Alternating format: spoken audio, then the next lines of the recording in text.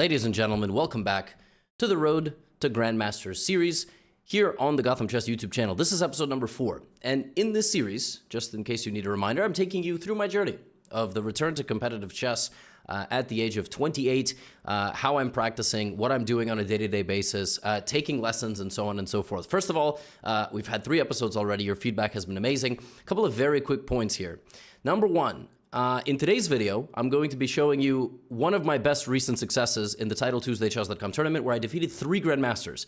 Part of that is something that I implemented where I hide the person who I'm playing against. Obviously, you cannot do that in over-the-board play, but it's interesting to see how my nervous system fares when I have no idea who I'm up against, particularly online. The second thing that I would like to say is that there are I'm playing a lot of blitz games, right? And there's a lot of feedback like, why are you playing blitz games? You're trying to be Grandmaster. The two have nothing to do with each other. You're right, but there's no other way to practice for me. There's no slow game tournaments around New York where I would play people who are around my strength. So my first tournament will be in June, and I'm just getting as much practice as possible while going behind the scenes. Third thing I just want to say, I might put out a Patreon. I might put out like a behind the scenes exclusive content. I might even do it on Chessly, my educational platform, for you guys to follow along. You'll be able to follow my games. You'll be able to analyze my training games. I'll go in depth on a lot of my own analysis. I'll take you, vlogs behind the scenes. So let me know in the comments if you would enjoy that type of stuff, and I will make it happen. On that note, let's go back to May 7th. This was the tournament, the Title Tuesday tournament on chess.com, and at some point in this event, I had 7 points out of 9. So I was literally in the running for like a top 5 finish. Vladimir Kramnik was on the hotline. That's a current events joke. And what I did is I did the following. I installed a Chrome extension which hides and removes the elements on the screen so I don't know who I'm playing against. Now, rather than, you know what? No, I'll show you who I'm playing. But I didn't know in the game who I was playing. And let me show you the difference. So here's a couple of games, and I defeated 3 very, very, very strong Grandmasters, and I did it in a variety of different fashions. So my best result, and I hope you watch, and I was very, very happy, and I actually hit my highest blitz rating in a year. I was sort of up and down in the 2600s, and I hit my highest blitz rating in approximately 1 calendar year. So I'm very happy about that. So I opened the game with e4. Sergey responded with c5. Zhigalko plays against Hikaru a lot. He plays many, many, many tournaments. And I played this a3 Sicilian. Now, I have defeated him in the past, but again, I didn't know I was playing him. So, when you beat a guy, maybe a couple of times, there is a level of like, I can do this, And I mean, not when I play Hikaru, because I beat him once, and that doesn't seem to help me ever. But that is kind of a thing. But I didn't know I was playing him. He played knight f6. This is actually the best move against the a3 Sicilian. There's others, but in general, challenging the center is very annoying for white. And here, rather than playing what I normally play, which is moves like d4, c4, I played bishop c4, which is, I mean, it's just a move. Like, I basically were in a very, very fresh position, and he played the move e6, and I played knight f3, and basically I was just going to develop completely normally, except I have the pawn on a3, which in the future I could use to trade off his pawn and then take the entire center, but I was just going to castle. I never really play like this. I mean, I generally played in gambit style, but I was like, let's play it, in the following fashion. Castles. And here he really surprised me. He played knight e7. Now, everything tells you that in the opening, on the first 6 or 7 moves, black should be trying to make progress. This is the opposite of progress. I mean, this is like he's trying to put a pawn in the center, but he's now moving a knight for the 3rd time in 6 moves, and he's going to have to move it again because he can't develop his dark squared bishop. I mean, he could go here and here. There's something wrong about this move. And so at this point, I'm thinking, okay, I've castled, I've developed. My opponent's going backwards repeatedly. I think I need to play in the center. And so that's why I play this move c3. The computer already likes d4, which didn't really make much sense to me because I can't even take the pawn. Well, yeah, but now the computer says, well, now you play rook e1, and then you take the pawn, right? So it's kind of the same idea. He plays d5, and here I thought, again, he still went backwards. Every move that I'm making is making progress. I developed my bishop, my knight, I castled, I'm trying to take the center, I take en passant. I don't care that his queen comes out because now I'm still playing in the center. And as you can see already, I have an advantage. Now, I don't see this thing during the game, But I thought this was very comfortable for me because my next few moves are very natural, and he still needs to move this knight again, and he needs to move the bishop, right? So he took on d4, I took, which now grants me knight to c3, and now he went back to d5. And I was like, what? He's made 10 moves, and 40% of those moves have been with the knight. To f6, to d5, to e7. Now, the one thing that is going for him is this is an IQP, isolated queen pawn position. And if I trade too many pieces, my isolated queen's pawn is going to be very bad. So, for example, like obviously none of this is going to happen, right? I'm just saying, if we start trading a bunch of pieces, right, this is going to be a weakness. And what I need to do with the pieces is I need to play around the pawn. And one of the ideas I had here was actually to take and just start attacking him, like bishop d5. And I thought, oh, I'm checking him, and he's not going to... But actually, no, nothing works. Like, I'm not in time because he's protecting. So I thought, okay, well, why don't I just develop like this? And I thought this was very smart because I'm going to the e4 square. So he plays bishop e7. Again, he's playing catch-up. I've made a lot of progress in the position. I put the rook in the center. I didn't think much. Again, I'm also... One thing I'm very proud about in this game and in all these games, time management was very good. So I'm up a good amount of time here against Grandmaster Zhigalko. And so here I need to come up with a plan. And the thing is, a lot of chess is pattern recognition. I don't really have a lot of experience playing IQP positions because I don't really get into them a whole lot, but I know the general basics. And one of the key ideas of an isolated queen's pawn position is if you have all these pieces on the board, you try to generate an attack because the pawn is actually a very useful plant for your pieces in the center, and then you can make progress and go attack your opponent. Now, I played the top engine move here. I played queen d3. I was very proud of this move. It's a deep idea. It's got a lot of ideas behind it. Number one of the ideas is to connect the rooks in the future. Number two, you want to wrap around. You want to go like this, because this knight is off of its natural square, and if it returns there, it will be traded. Not right now, but in the future, right? So the other idea of queen d3 is I can always put my queen on the third rank once I move my knight forward. So now that my queen is up and I have all these ideas, I'm going to go over here and I'm going to start being a menace because that is one of the ideas of the IQP. So I put the knight on e5. It's not the top engine move. The engine wants me to be patient. It wants me to go bishop d2.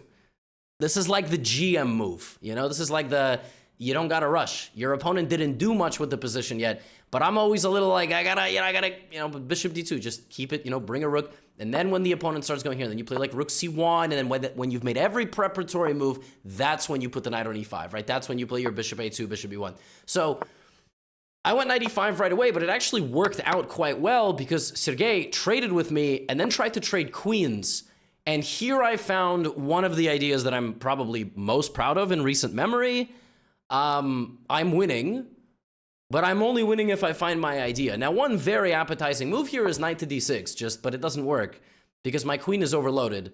I'm defending too many things. Bishop d6, e d6, he takes on c4, and then I lose my pawn on d6. Well, if I trade queens with him, he brings the rook, I have no attack. So what do? Queen to g3. I simply leave my bishop to perish because that knight has moved 1, 2, 3, 4, 5, and now this would be the 6th move. So 33% of the game, actually it's 6 out of 17, not even 6 out of 18, would be with that piece, and I'm threatening bishop h6.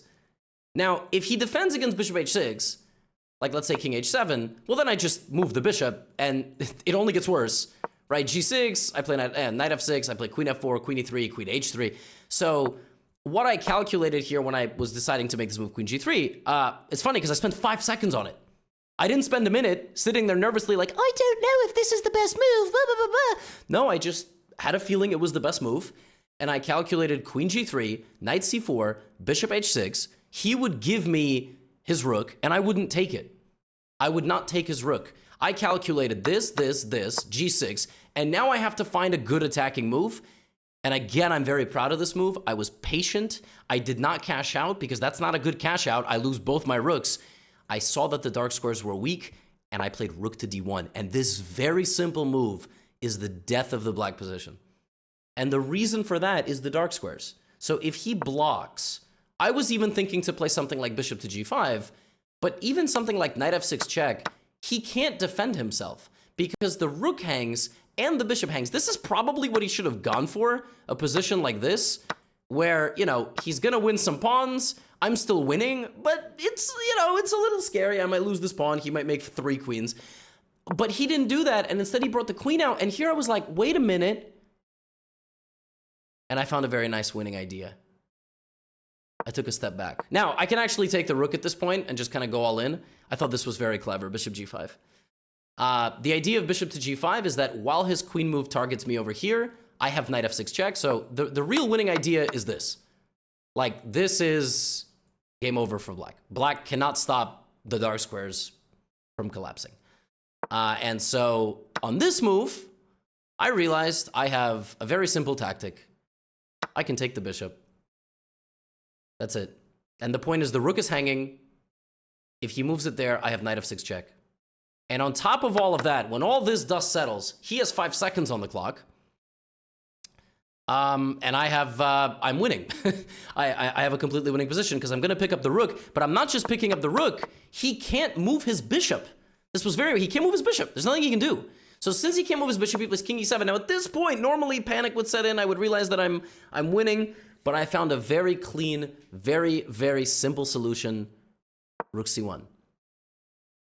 I don't need to defend my pawn. If I play rook e2 here, he plays bishop d7, and then if I hesitate, I'm going to lose a rook, like, just rook c1. And if he defends his knight with b5, I play b3, but if he goes here, I sneak in, and once I'm in, I'm not getting out. This is a very, very, very important move as well. Rook c2 to kick his knight out, give him a check, and that's it. Now I'm back in there, and now I weave the mating net, pawn to f4. I am threatening rook to f7 mate, knight h7. He went here and ultimately resigned in this, or ran out of time, but okay, he had 0.9 seconds. And this was one of my cleanest wins in recent memory. I mean, the level that I played in this game, I was so happy, like understanding the structure a little bit more than than him with queen d3. I rushed it a little bit with knight e5, but okay, it's a blitz game. I can't really be mad about that. Time management was good. Finding this and just playing on instinct, keeping the pressure on him. And again, I did that without knowing who I was playing. Like that, ultimately that is a massive component of the whole thing. So unfortunately, that's not how it always goes. Yeah, that's not how it always goes. But the next game I was playing Pavel Eljanov. Now, what's funny is that I played Pavel Eljanov a couple of weeks ago. And I had a game, I'm just going to pull this up on his, I've never played him before. And I had a game where I was playing with the black pieces, and it was a complicated game. It was very, like, I was attacking his king. So I had the black pieces in this game. This was some weeks ago. And I was attacking him, and I had an advantage according to the engine, but I had sacrificed material, and I didn't capitalize that right away. I was very upset. I was very upset I didn't win that game. So I didn't know I was playing him, right? I had no idea. And this time I went for a Dutch defense, because the Dutch has always been an opening that I dabble in, that I like to play. I really like the Dutch. And it's very imbalanced. And one of the lines that I like to play against the Dutch is actually in my Dutch course on Chessly, which is e4, take, bishop e7. I actually don't mind these positions all that much. They're a little bit dangerous because white plays like this, and then I just say, like, look, you missed your chance to take my piece here, so I go back to e7. Now, maybe what I should have done is I should have went bishop e7 before castling. Because, again, it's blitz, so you kind of play quickly. Once I commit my king to the e7 square, I realize, to the g8 square, he could play h4. And then he does get knight to g5 with some, or knight even fg5 with queen h5 stuff. So I realized during the game, like, oops, I mixed up my move order. I shouldn't have done that, because now he can actually attack me. And I was sitting there a little bit annoyed at myself. Luckily, he didn't punish me for that. He went queen e2. What I should have done is I shouldn't have castled, and I should have played in the center. But okay, life goes on. Bishop e7, he went queen e2, and I implemented the game plan, which is to take the center. Now we are back to equal. This is what the position should have looked like. But I gave him a little bit too many chances. So now dc, bishop c5, and I thought, okay, look, from the opening, I thought my position is pretty decent. I gave him a check. I thought this was very smart by me. I induced this move because if he castles, he's going to have some weaknesses. It was a very stupid move. I should have just brought my bishop back. Completely inaccurate assessment of the check. I thought, well, I'm making him push a pawn, so he's obviously not going to castle there. Yeah, it's still the top engine move. But he believed me. He believed me. And so here, he played knight to d4, and something really funny happened, really dumb, actually. I realized he was threatening knight e6. And I thought, well, what better way to stop that than to just develop the queen and, and defend my pawn? And as I went queen f6, I went, wait a minute, e5 is just winning. He just blundered. Just blundered in one move. Like, he can't take because the queen and the king are still in the center. And if he doesn't take, I fork him. I was like, what a... First of all, he blundered that, right? Like, it didn't even dawn on him. And I just blitzed out queen f6 and sat there like, what am I doing? I just didn't expect to have like a winning tactic on the 14th move. I should have just focused for a second. I was very annoyed, but the game goes on, all right? Knight b5, bishop f4, he attacks me. And here I thought, again, I was doing something pretty creative by creating this, shot a6. And I thought, if he takes my bishop, I take his knight. I think the game is still quite complicated. And he tried to attack me here by playing this move f5 because he's going to lose this pawn. Now, the engine is a scumbag who just tells me knight g5 is just a good move. The idea of knight g5 is actually knight h7, which is quite a brutal idea. That's a very rare fork. So if I play g6 here, he actually just takes anyway. And then he plays queen h5, king g7, rook g1, and I can't stop rook g6. So he had to find a really nasty idea. Turns out that neither one of us saw it, really. It was quite a brutal concept. Both of us thought black was doing pretty well here, clearly, with some of this pressure. And maybe he was also rattled by blundering e5. Maybe he saw it right away and was like, what am I doing? And he went f5, and then I was like, what about rook e8? What about rook e8, targeting the king in the center? He castled, and I just shut the door and went, hold on a second, I'm better. And I'm up on time. Like, I'm better. I have a nice position. Why don't I play this position for a win? What's stopping me?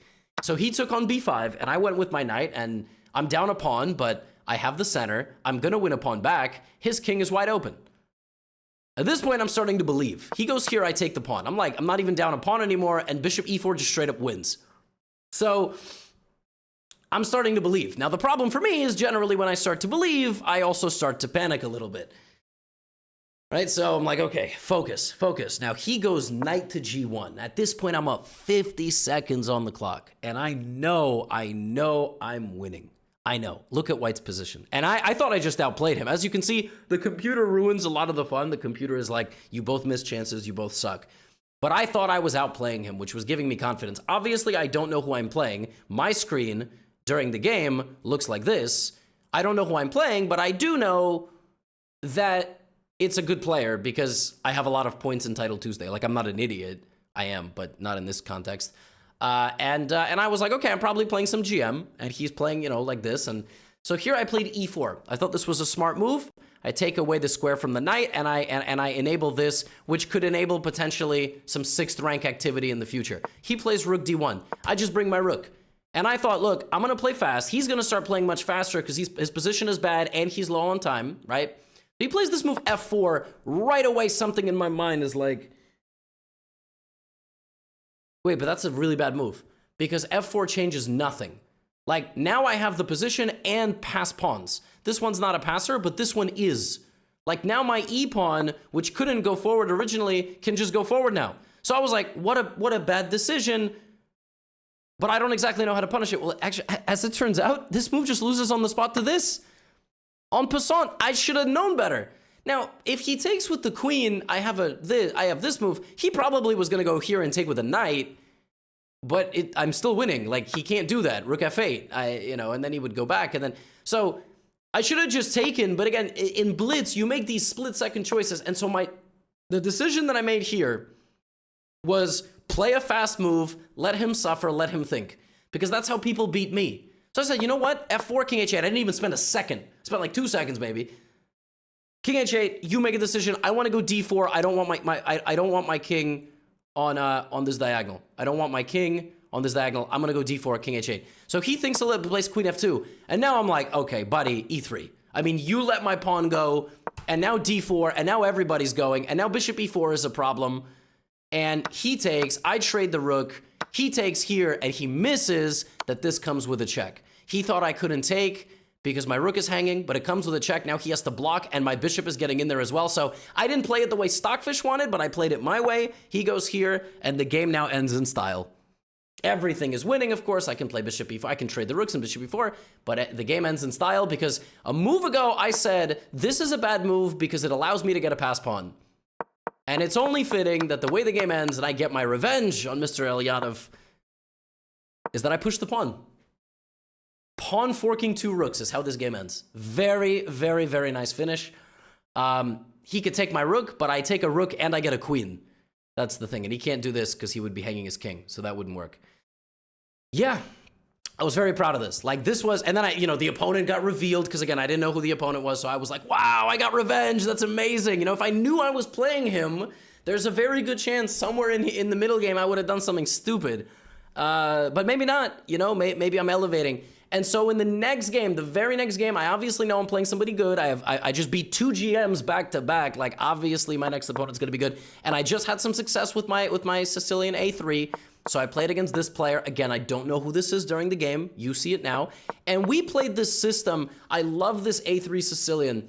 You play possum, you wait for them to castle, and then you play H4. And actually the engine loves this attack. And when they go H5, they get a really bad position after G4 take and this. Like, here, black is almost already completely lost. Now, my opponent, who I didn't know during the game, but Mr. Troff, he played D5, and I went to H5. And he gave me my attack. Because otherwise, and here I'm thinking, like, am I going to beat another Grandmaster? This is insane. This one, not so much. So he went Knight C6. I decided, okay, look, I'm going to take because I want to open up my file. He took with the F-pawn because he wants to create a little bit of counterplay, and I planted my bishop on G5. And now my plan is like Rook B1, Queen D2, finish up my development, and keep putting the pressure on him. Now here, he really didn't like his position, which caused this move C4. It's kind of a desperate attempt at muddying the waters, at complicating things. He has moves like Queen B6, which threaten mate. And I thought I played the best move here, which the engine also approves. Simple development. And I like that I didn't spend a whole lot of time. I mean, I spent 13 seconds, but he spent 13 seconds on this move. Point is, he can't open the position. He opens the position too much. It's going to be plus 2.5. He is the one that is under pressure with my bishop, with my rook.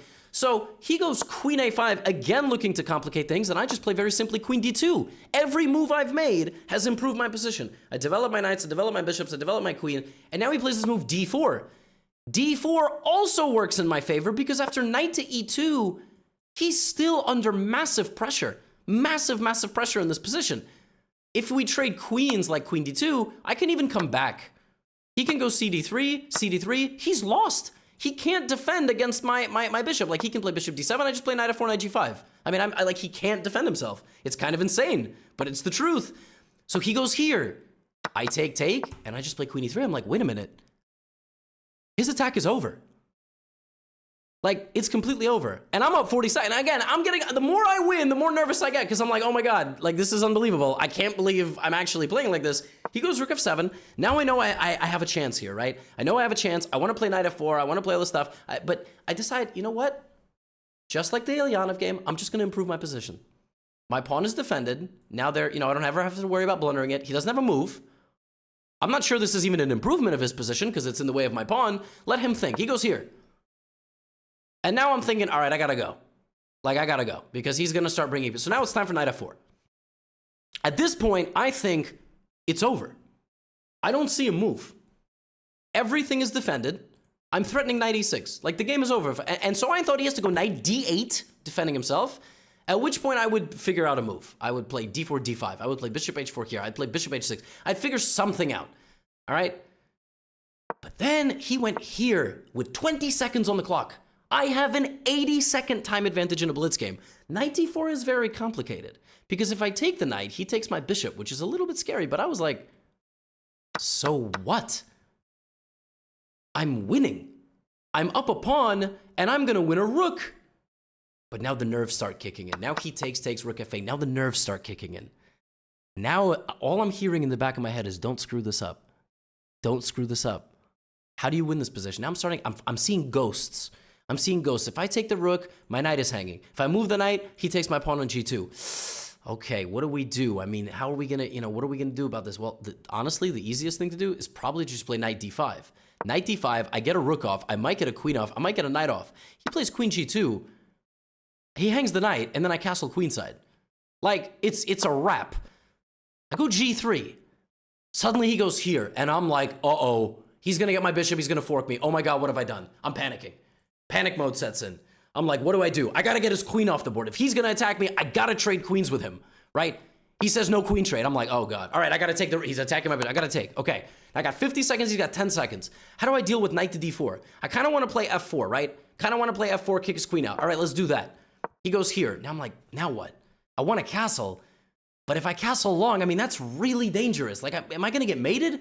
He's got queen d6, queen a3, his mate. Oh my God, I can't go that way. Maybe I keep my king in the center. Maybe that's the right way to go. Oh, I know. He's gonna play knight d4. Let me just play rook h2. I spent 18 seconds on that move. So this is overprotected. Now he puts the bishop there, which is not what I was expecting. So now I go queen e2. He comes here. I'm like, oh man. Oh man. Oh, he's gonna mate me somehow. He's gonna mate me somehow. This is very scary stuff. Now the engine, to my credit, the engine wants to go king f1. That's a very tough move to play. And suddenly, I have 19 seconds. Suddenly, from an 80-second time advantage, we're down to 10. I'm panicking. He puts the knight on d4. I don't know what to do. I go here. My idea with queen g2 was to trade the pieces. I panic completely. And this just loses on the spot. Just straight up losing like this. Just... I mean, it's incredible what my nervous system does. It's just, like... A series of unfortunate events is what just occurred. Like, yes, I allowed counterplay, and yes, I should have obviously, you know, been a little bit like more, but that's what my anxiety does. That's especially in blitz. Like in classical chess, you have way more time. Here, I missed this move. Now I'm like, okay, I gotta focus. Let's settle down. Let's settle down. All right, we take easy. Knight is coming. And now I'm like, oh God, you know, now I'm spinning. Now I'm spinning out of control. I'm trying to, and I blunder, but he doesn't want a queen trade. He doesn't want a queen trade. Because why would you want a queen trade? You're losing. But he forgot about knight c2 as well because he had 9 seconds. Now I go here. And now, very different story. Now I'm solid. He goes queen a4, and I take this pawn, and now I'm fine. His knight is hanging. He goes here. I seal off the diagonal. And we both got 7 seconds. I mean, the nerves are sky high. He goes queen d7, and he hangs his knight. Now I consolidate. I play queen here. I don't care if I lose my pawn because now the king comes up, and I bring my rook. All I got to be careful about now is not hanging anything, which is why I kept my pieces as close together as possible.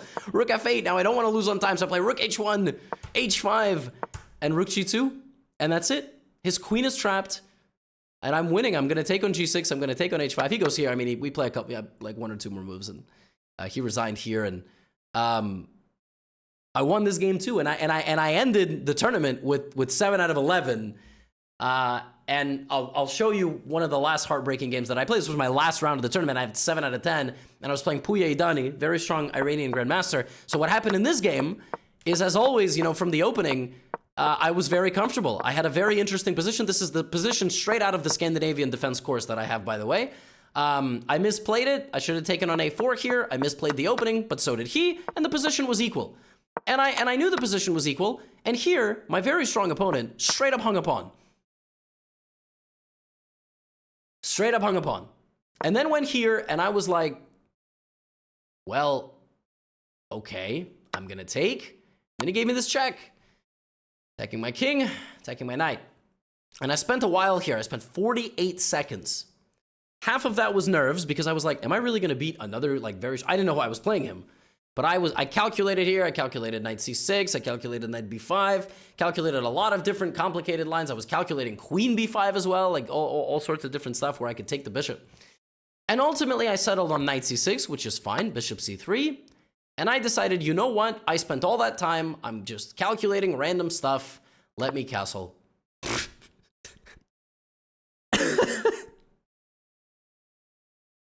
And from a distance, when I got here, I spent so much time trying to work out the intricate details of all these different moves. And when I finally like realized I wasn't seeing much, I was a bit tired, I was nervous, I hung mate. This is a very famous checkmate pattern. If I go here, he checks me and then puts me away in the corner, which this is brutal. I mean, this is like the chess gods looking at me like, you had a good run, buddy. But, you know, that's the end. That's the end of the run. And yeah, it's life, I guess. What can I mean, I should have seen knight f6. I mean, I should have just paused and been like, can he check me? And actually, yeah, it just so happens that's a completely winning tactic. And then he couldn't mate me. Like, he had a mate in 4 here. He didn't find it. It was still plus 15. But somehow I saved the game to a reasonable amount. Like, I made it plus 3, but it was always lost. And I don't think he blundered again. Yeah, I was getting demolished. And I ended up... I mean, I lost on time, but okay, it's with 2 seconds is basically resignation. Would have been very nice to get 8 points, but I beat 3 GMs, and I still have room to grow. This game was almost the beginning of the unraveling. Like, had I lost like this, it would have been brutal if I threw away the game like that, just in a pure panic. But I beat 3 GMs, and I did it, in this mode of anonymity, playing against kind of hidden accounts. I will continue to try to do that. It does seem like an interesting experiment to me. But in the meantime, Road to GM number 4 is done. Do let me know if you would support such a thing as behind the scenes. Like, I want to take you guys through my training. I want to show you the puzzles that I'm doing, the homework that I'm doing, the books that I'm reading, the training, all that type of stuff. Longer, analysis of my games and maybe even these Title Tuesday battles, like maybe full tournaments. Vlogs, like when I travel, this type of stuff. Do let me know. I mean, it might be interesting, and I've never done that stuff, but I will if y'all support it. So, good result. We keep growing. Tournament in a month. Get out of here.